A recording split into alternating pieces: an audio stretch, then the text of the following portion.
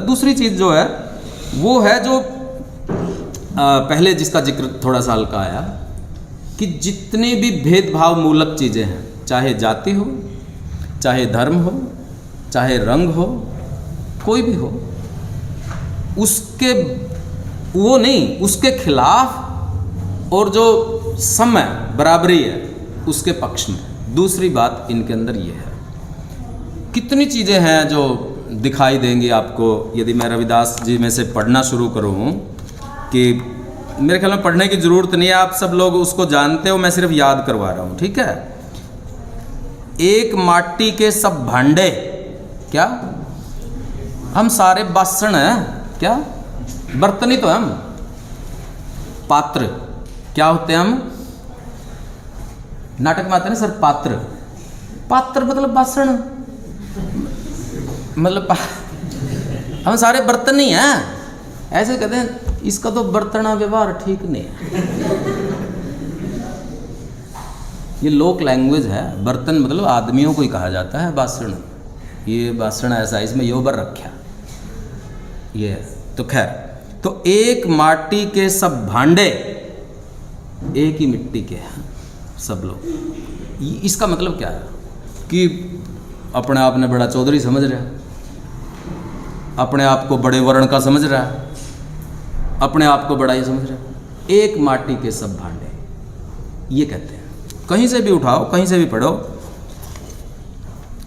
सबका एको सिरजनहारा, रविदास व्यापे एको घट भीतर, सबको एक घड़ा कुम्हारा।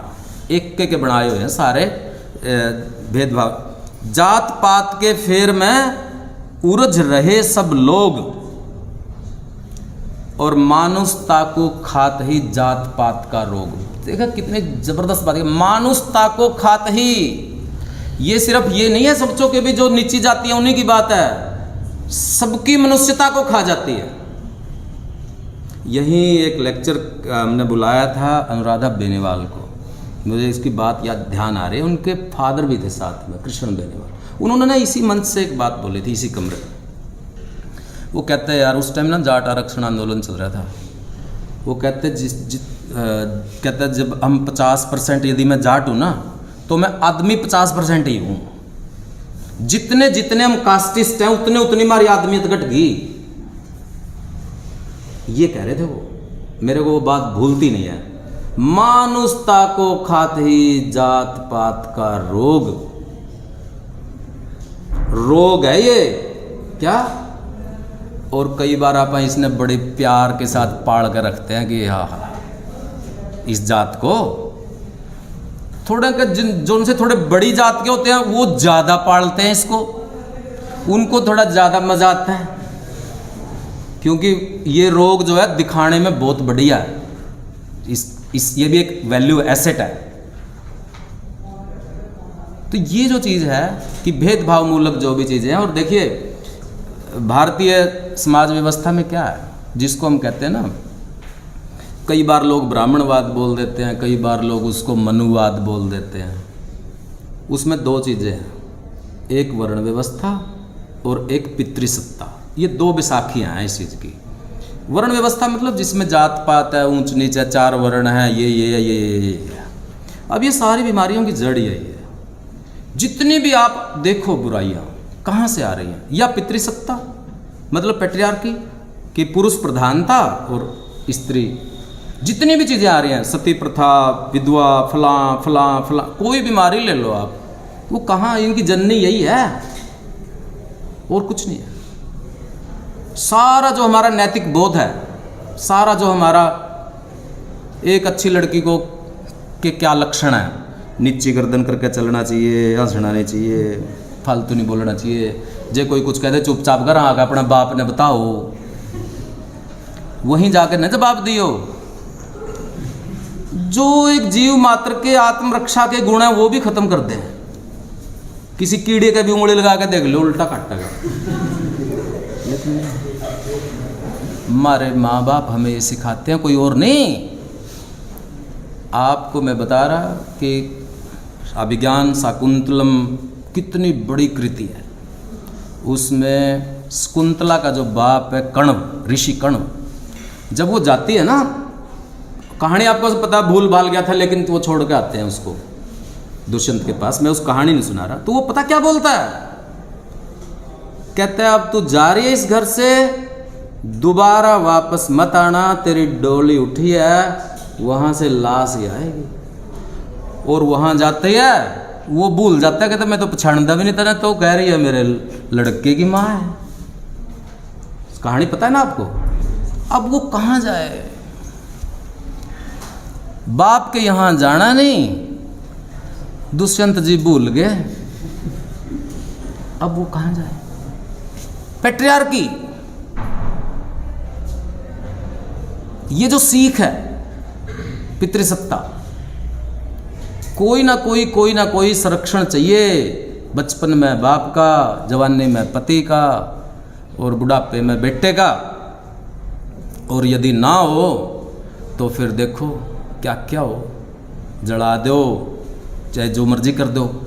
इसी के खिलाफ जितने समाज सुधारक हैं हमारे सारे क्या कर रहे हैं, और वो पूरी हिस्ट्री उठा लो इंडिया की, इसी चीज के तो खिलाफ हैं।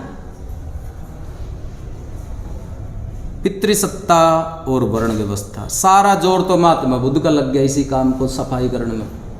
अब भाई किचड़ को हटाओ, सारा कबीर, गुरु नानक, रैदास, गरीबदास, धन्ना, पिप्पा, सेना, चोखा मेला, कितने नाम ले लो, एक लंबी लिस्ट है। मॉडर्न इंडिया के ले लो, ज्योतिबा फुले, अंबेडकर, भगत सिंह, और जोड़ लो आप जितने जोड़ने हैं। किस बात पे जोर है? वर्ण व्यवस्था, पितृसत्ता। ये रविदास जी ये कह रहे हैं कि जो भी व्यवस्था इस असमानता को, भेदभाव को वैधता प्रदान करती है, जो ग्रंथ, जो विचार, जो कहते हैं ना मया सृष्टम चातुर्वर्ण्यम, गीता में है कि 4 वर्णों की सृष्टि मैंने की है। अब भगवान का जिम्मे डाल दिया, भगवान किसी ने मिलेगा नहीं, जबकि ये किसी ईश्वर की बनाई हुई नहीं है, ये हमारी सामाजिक व्यवस्था की चीज है। सामाजिक निर्मित है, इससे कुछ लोगों को फायदा होता है। दुनिया में क्या चीज है? नॉलेज है सबसे ऊपर, पहला वर्ण ब्राह्मण सबसे ऊपर नॉलेज। दूसरा क्या है? पॉलिटिकल पावर है, क्षत्रिय। तीसरा क्या है? संपत्ति है। ये है पावर के स्रोत। और क्या होते हैं? और ताकत कहां से आती है आदमी में? और पावर कहां से आती है भाई? तीनों ले लिए, बाकी बच गए, क्या करेंगे रविदास? और ये जो चीज है कि ये जो इसके खिलाफ है, चाहे धर्म के नाम पे हो, चाहे जाति के नाम पे हो, वर्ण के नाम पे हो, किसी भी चीज के नाम पे हो, इसको वो करते हैं। और इसके लिए उन्होंने एक ना बहुत ही शानदार उनका एक पद है, बेगमपुरा। आपने सुना होगा बेगमपुरा। बेगमपुरा जिसमें कोई गम ना हो, बेगम जिसमें कोई गम ना हो। बहुत ही शानदार कल्पना है डॉक्टर साहब। बेगमपुरा, बेगमपुरा शहर को नाम, दुख अंदोह नहीं ते ठाव। मैंने एक ऐसा नगर है जिसमें कोई गम ना हो, सब आनंद ही आनंद है, जिसमें कोई दुख अंदोह ना हो, जिसके अंदर कोई तस्वीर, खिराज और माल नहीं देना पड़ता, टैक्स जगह जगह जगह जगह, जेब नहीं काटी जाती हमारी टोल टैक्स पर। खौफ न खता न तरस जवाल, जहां कोई खता, खौफ न खता, जहां कोई खौफ नहीं है, कोई डर नहीं है। मैं यहां बोल रहा हूं तो कदे बोलती बंद ना करवा दे मेरी। कोई खौफ नहीं है, कोई वहां पे खता नहीं होती, कोई तरस नहीं, तरस जवाल नहीं है, कोई ऐसा व्यक्ति नहीं है जिसके ऊपर जो दयनीय नहीं है, दीन कोई नहीं है, सब सक्षम है, सब समर्थ है। भिखारियों की लाइन नहीं लगी हुई कि वो इतनी करुणा से बोलेंगे कि आपका थोड़ा सा थोड़े द्रवित हो क्या, आप उसको 1 रुपया दे दो। नहीं। जब कोई भिखारी आपसे भीख मांगता है वो तो होता ही है, आप देख लो आपके अंदर कैसी प्रतिक्रिया पैदा होती है। बचते फिर नहीं, लुक दे फिर अपने आप से कि यार देना ना पड़ जाए, मतलब क्यों कर मुंह दिखाऊं इसको, ऐसा क्यों होता है? हम तो नहीं मांग रहे भीख, लेकिन फिर भी ऐसा क्यों होता है? ना तरस जवाल, कोई दयनीय व्यक्ति ही ना हो, कोई दीन हो ही क्यों? ऐसी व्यवस्था क्यों ना हो कि कोई दीन हो ही क्यों? अब मोई खूब वतन गह पाई, वहाँ खैर सदा मेरे भाई। वहाँ ऐसा मैंने ढूंढ लिया जहाँ सब खैर है, हमेशा खैर ही रहती है, अच्छी अच्छी खबरें ही आती हैं, अच्छे दिन आ चुके होते हैं वहाँ पे। कायम दायम सदा पातशाही, हमेशा कायम रहती है क्या? पातशाही। पातशाही मतलब सच्चाई का राज। झूठ के पुलिंदे नहीं फेंक के जाते हैं रोज मंचों से। कायम दायम सदा पातशाही, दोम न सोम एक सो आही। कोई दोयम सोयम नहीं होता, सेकंड थर्ड नहीं होता कुछ, एक सो आही, एक सब बराबर, एक सो आही। जहां ये सब चीज हो, आप देखिए क्या कमाल कर दिया। और त्यों त्यों, मैं छोड़ रहा हूं इसको, थोड़ा सा बस बता देता हूं। कहते त्यों त्यों सैल करहि ज्यों भावै, वैसे वैसे घूमो जैसे जैसे आपको अच्छा लगा। महरम महल न को अटकावे, कोई आपको रोकेगा नहीं कि भाई आपने वहां मिलने के लिए एंट्री बैन नहीं, आपकी कोई वीज़ा कोई और ये वो फला कि यहाँ नहीं आप जा सकते, वहाँ नहीं जा सकते ना। कह रविदास खलास चमारा, जो हम सहरी सो मीत हमारा। जो हम सहरी है, जो ऐसे वतन में भरोसा करता है, जो इस आइडियोलॉजी में भरोसा करता है, सो मीत हमारा। हमारा मित्र कौन है? वही है। अपना पराया कौन है? ये नहीं कि भी ये मेरी जात का है ना।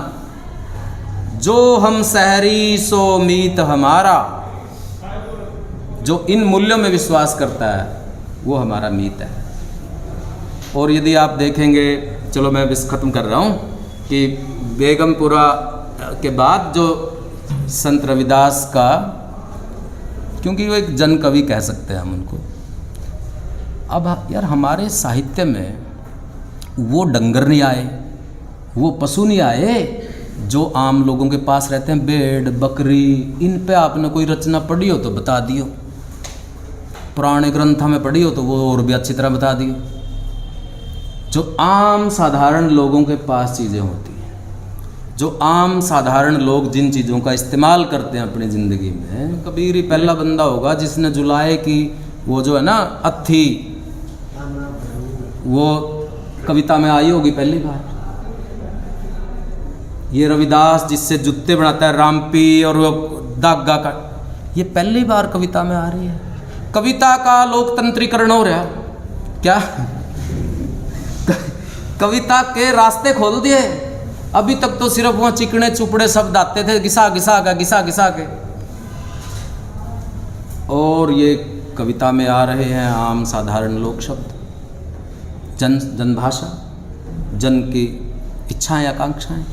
तो इस तरीके से हम देखते हैं संत रविदास को, गुरु रविदास को, कि हमारे लिए बहुत सारी बातें हैं जो बहुत सारे आगे भी लेक्चर होना ही है, नहीं उनमें करते रहेंगे। लेकिन हम हिंदी वालों के लिए एक बड़ी महत्वपूर्ण बात है कि हमारे पास इतना अच्छा रिच लिटरेचर है, इतना समृद्ध साहित्य है, जो बिल्कुल जिसको कहते हैं कि अनुभव से पूरे मध्यकाल की, पूरे उस युग की चेतना को समाये हुए है। और जो हमारी मानवता को, जैसे कहते हैं ना कि भी एक बार कबीर का हाथ तो लग जाए यार, किसी तरीके से स्पर्श हो जाए कबीर का, एक बार रविदास का स्पर्श हो जाए आपको, वो इनके पदों में है बात। आप ये मत देखिए कि ये थोड़ी मुश्किल है हिंदी, ये है एक प्रश्न लिखना है ना। प्रश्न से ज़्यादा बड़ी बात है वो जो है ना गंगा में नहाने से तो आपका सिर्फ मैल धुल सकता है। जब यदि थोड़ा सा मांझा इनका लग गया ना आपके रविदास और का, तो आपकी आत्मा ही निखर जाएगी। उस चीज़ की ज़रूरत है कि किस तरीके से हमारे जीवन में, हमारे व्यवहार में ये शामिल हो जाए, और वो साहस, वो निडरता, वो सच्चाई के साथ खड़े रहने की बात, जो वो अनुभव को अनुभव करना और फिर उसको साहस के साथ बताना, ये शक्ति आ जाए, और क्या चाहिए, क्या लोगे और नहीं। तो बहुत बहुत शुक्रिया कि भी, और रविदास जयंती की एक बार फिर आपको बहुत बहुत मुबारक।